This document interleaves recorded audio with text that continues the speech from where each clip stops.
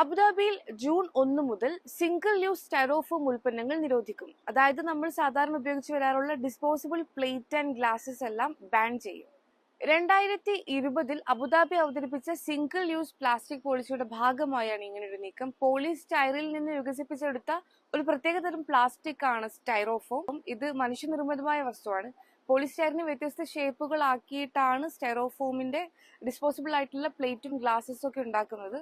വിലക്കുറവും പെട്ടെന്ന് ഉപയോഗിച്ച് വലിച്ചെറിയാവുന്നത് കൊണ്ട് തന്നെ ഇതിന്റെ ഉപയോഗവും വളരെ കൂടുതലാണ്. ഇത് പരിസ്ഥിതിയിൽ ഉപേക്ഷിക്കപ്പെടുന്നത് ഒഴിവാക്കാനാണ് അബുദാബിയുടെ പരിസ്ഥിതി ഏജൻസി ഇത്തരമൊരു നീക്കം നടത്തുന്നത്.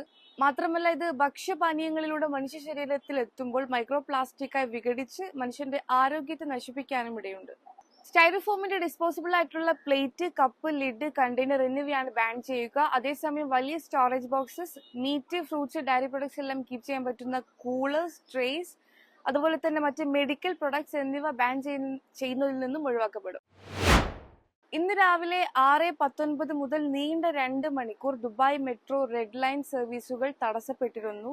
അൽഖെയിൽ സ്റ്റേഷനും UAE എക്സ്ചേഞ്ച് സ്റ്റേഷനും ഇടയിലുള്ള റെഡ് ലൈൻ സ്റ്റേഷനുകളിലാണ് തടസ്സം അനുഭവപ്പെട്ടത്. തുടർന്ന് ബുർജുമാൻ, യൂണിയൻ എന്നീ ഇന്റർചേഞ്ച് സ്റ്റേഷനുകളിൽ നീണ്ട ക്യൂ ആണ് രൂപപ്പെട്ടത്. റെഡ് ലൈൻ സ്റ്റേഷനുകളിൽ തടസ്സം നേരിട്ടതിന്റെ കാരണം RTA വ്യക്തമാക്കിയിട്ടില്ല.